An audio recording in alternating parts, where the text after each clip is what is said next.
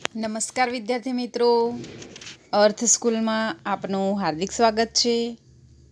આપણે ધોરણ 8માં હિન્દી વિષયમાં 1 થી 8 પાઠ શીખી ગયા છે, બરાબર. 8મો પાઠ આપણો હતો છેલ્લો હસના મના હે, અને ત્યાર પછી આપણે હવે 9મો પાઠ શીખીશું ઉલઝન સુલઝન. એટલે કે કોઈ સમસ્યા હોય એ સમસ્યાનો ઉકેલ મેળવવો, બરાબર. તો અહીં પહેલિયા રૂપે એટલે કે ઉખાણા રૂપે આપણને આ 9મો પાઠ આપવામાં આવેલો છે. તો વિદ્યાર્થી મિત્રો, આપણે આ 9મો પાઠ જેનું નામ છે ઉલઝન સુલઝન એટલે કે પહેલિયા, એને સમજવાનો પ્રયત્ન કરીશું. તો તમારા પાઠ્યપુસ્તકમાં આવી 7 પહેલીઓ આપેલી છે. તો જુઓ, આ રીતે તમારા પાઠ્યપુસ્તકમાં 7 पहेली આપેલી છે. ये 7 पहेलियों में हमें उनका उत्तर ढूंढना है. तो विद्यार्थी मित्रों, मनोरंजन के कई साधन हैं. उनमें से पहेलियों को बूझना भी एक कला है. इन्हें बूझने से हमारी सोचने की शक्ति बढ़ती है, कल्पना को उड़ान भरने का अवसर मिलता है और हमारा बढ़िया मनोरंजन भी होता है. तो यहाँ जो दिया गया है उलझन सुलझन पाठ, इस पाठ का यही हेतु है कि हमारी सोचने समझने की शक्ति का विकास हो, इसलिए ये पाठ हमें दिया गया है. तो इस पाठ को हम ध्यान से समझेंगे. आपको मैं एक एक पहेली सुलझाऊंगी, समझाऊंगी, तो आपको ध्यान से सुनना है. ओके.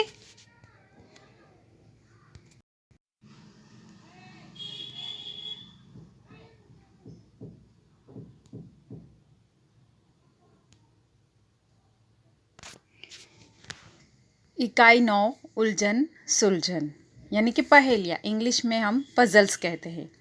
तो पहेलियाँ बूझना एक कला है.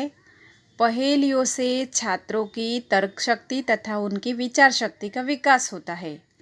यहाँ पहेलियों के माध्यम से इस शक्ति का विकास करने का प्रयत्न किया गया है. तो पाठ्य पुस्तक में आप देख रहे हैं कि 7 पहेलियाँ दी गई है.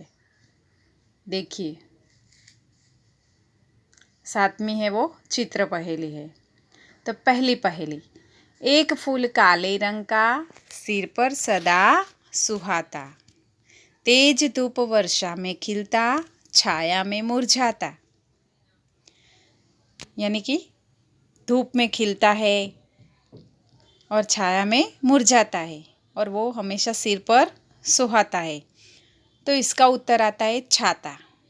तो ये पहले के ज़माने की पहेली, इसलिए पहले जो छाते थे वो कैसे होते थे? काले. अभी तो रंग बेरंगी छाते मिलते हैं.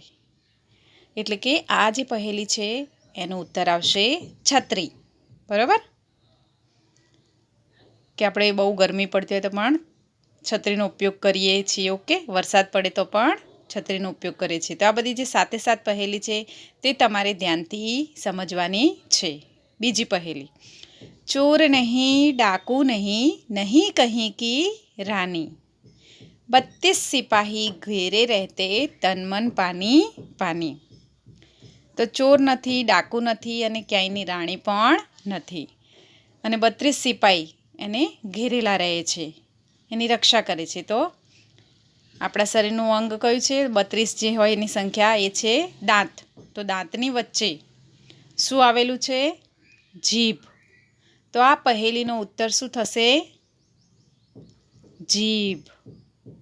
ओके, इस पहेली का उत्तर होगा जीभ. तीसरी पहेली, नाम मेरा 3 अक्षर का, रहने वाला सागर तट का, खाने में आता हूँ काम, बोलो बच्चों मेरा नाम. तो सागर किनारे शू मळे आपणने? मीठू. बराबर ने? આપણે ભોજનમાં ઉપયોગમાં લઈએ છીએ ને. हाँ, तो आ पहेलीनो उत्तर शू आवशे? हिंदीमां आपणे मीठाने शू कहीशुं? नमक. बराबर.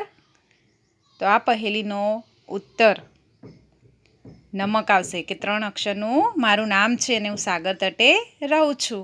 चौथी पहेली, आदि कटे तो दशरथ सुत होता, मध्य कटे तो आम, अंत कटे तो काटू लकड़ी, बोलो मेरा नाम। आदि एटले आगळनो भाग कपाई जाए तो शुं थई जाए? राम। पछी आनो मध्य भाग कापवामां आवे तो थई जाए आम, अने एनो अंतनो भाग कापवामां आवे तो थई जाए आरा। बरोबर? तो અહીં આ બધા શબ્દો આગળનો, વચ્ચેનો અને પાછળનો જો કાપવામાં આવે તો હું આ રીતે શબ્દો બનું છું. તો એ શબ્દ કયો હશે? આરામ.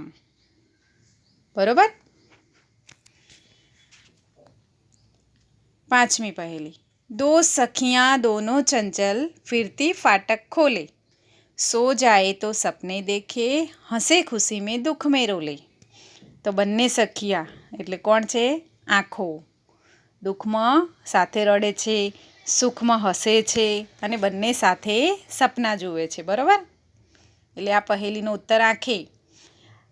छठी पहेली. दादा है पर दादी नहीं, भाई है पर बहन नहीं, 9 है पर 10 नहीं, रोजी है पर रोटी नहीं. तो दादा છે પણ ભાઈ નહીં, દાદી નહીં, સોરી. તો આ પહેલીનો ઉત્તર આવશે દાદા ભાઈ નવરોજી. રોજીએ પર રોટી નહીં, એટલે કે દાદાભાઈ નવરોજી એક આપણા સ્વાતંત્ર્ય સેનાની હતા. ઓકે, દાદાભાઈ નવરોજી. સાતમી પહેલી છે ચિત્ર પહેલી છે, એટલે કે ચિત્રની અંદર જ એનો ઉત્તર સમાયેલો છે. તો આ ચિત્રમાંથી તમારે શબ્દો શોધવાના છે કે આ ચિત્રમાં કયા શબ્દો છુપાયેલા છે.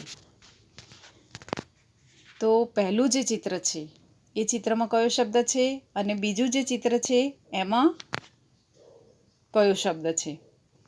તો જે પહેલું ચિત્ર છે એમાં શબ્દ સમાયેલો છે સારંગી, અને બીજું જે ચિત્ર છે એમાં મોર શબ્દ સમાયેલો છે. દેખાય છે તમને?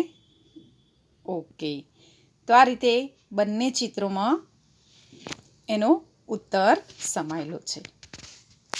તો આ રીતે આપણે વિદ્યાર્થી મિત્રો 7 પહેલી પાઠ 9મો ઉલઝન સુલઝન એમાં આપેલી 7 પહેલીઓને આપણે સમજ્યા. તો તમારે પણ આવી અન્ય પહેલીઓ શોધવાની છે. ઓકે, શોધશો ને બધા? જ્યારે સ્કૂલ ખુલશે ત્યારે આપણે એ પહેલીઓનો ઉત્તર મેળવીશું. તો આ રીતે બધાએ પહેલી શોધી રાખવાની. હવે જોઈએ સ્વાધ્યાય. તો દિए गए शब्द के उत्तर मिले ऐसी पहेलियाँ बनाइए. તો અહીંયા જે શબ્દ આપ્યા છે એ શબ્દ શું છે? જવાબ છે. તો આ શબ્દો, એ શબ્દો એટલે કે જવાબ, આ જવાબ મળે એવી તમારે પહેલી બનાવવાની છે. તો પહેલો શબ્દ છે પેડ, બીજો આમ, ત્રીજો બારિશ, ચોથો હાથી, પાંચમો મોર, છઠ્ઠો મોબાઈલ અને સાતમો બાદલ. તો આ બધા ઉત્તર છે.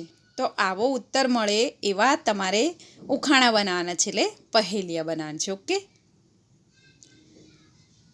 ત્યાર પછી તમારા પાઠ્યપુસ્તકમાં ચિત્રો આપેલા છે.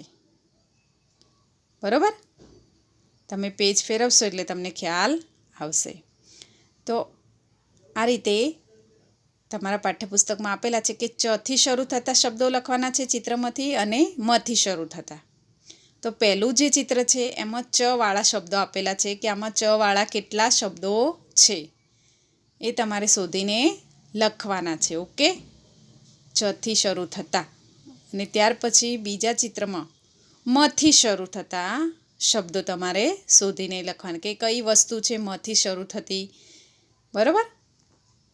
તો આ રીતે તમારે તમારો સ્વાધ્યાય લખવાનો છે. એમાં ચિત્રોમાંથી શબ્દો શોધવાના છે અને અંતમાં ચિત્ર પહેલી આપેલી છે. ઓકે, તો એ ચિત્રમાં જ શબ્દો એનો ઉત્તર સમાયેલો છે.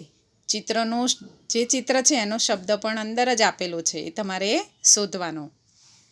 ઓકે, તો આ રીતે એકદમ સરળ જ છે પહેલીવાળો પાઠ, એકદમ ઇઝી, તમને તરત જ આવડી જશે. ઓકે, આવજો. તો વિદ્યાર્થી મિત્રો, આપણે બધી જ પહેલીઓ જોયા, તમને એકદમ સરળતાથી આવડી જાય એવી જ છે આ બધી પહેલીઓ.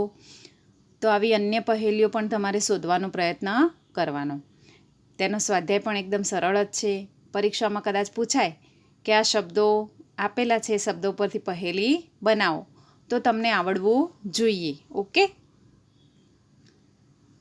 આપણે જોયા કે આ શબ્દો છે, શબ્દોના આધારે આપણે પહેલી બનાવી શકીએ. ત્યાર પછી પ્રશ્ન નંબર 2 છે, એમાં પણ ચિત્ર આપ્યું છે. એ ચિત્ર ઉપરથી શું કરવાનું છે તમારે? અંદર છુપાયેલા જે નેતાઓ છે દેશભક્ત, એ દેશભક્તોના નામ લખવાના છે. તો એમાં જવાહરલાલ નહેરુ છે, લોકમાન્ય તિલક છે, લાલ બહાદુર શાસ્ત્રી છે, સુભાષચંદ્ર બોઝ, ડૉક્ટર સર્વપલ્લી રાધાકૃષ્ણન, પછી સરદાર વલ્લભભાઈ પટેલ, ગાંધીજી. તો આવા બધા તમારે દેશભક્તોના નામ શોધીને લખવાના છે. ઓકે. અને આપણે ચિત્રમાં વિડીયોમાં જોયું, આગળ મેં તમને સમજાવ્યું બરાબર, કે ચથી શરૂ થતા કેટલી વસ્તુઓ છે, ચ અક્ષરથી, કે જેમાં ચનો ઉપયોગ થયો હોય એવી કેટલી વસ્તુ છે, એના નામ તમારે લખવાના છે. અને બીજામાં મથી શરૂ થતા, કે મ જેનો શબ્દ મ આવતો હોય એવી કેટલી વસ્તુઓ અહીંયા છે. બરાબર, જેમ કે મોટર કાર, મસ્જિદ, મકાન, મંદિર, મગર. બરાબર, इस तरह. અને આ પણ આપણે સમજ્યા ચિત્ર પહેલી, તો એ પણ તમારે એના નામ લખી દેવાના. તો આ રીતે એકદમ સરળ છે આપણો આ પાઠ. જેને પણ આગળનો સ્વાધ્યાય લખવાનો બાકી હોય તે અગાઉ PDF આપેલી છે, તે પ્રમાણે જોઈને લખી દેશો. ઓકે. અને ત્યારબાદ આ પાઠ માટે જે પણ PDF આપવામાં આવે તેનું પણ તમારે સુવાચ્ય અક્ષરે લેખન કાર્ય કરવાનું રહેશે. ઓકે. આવજો.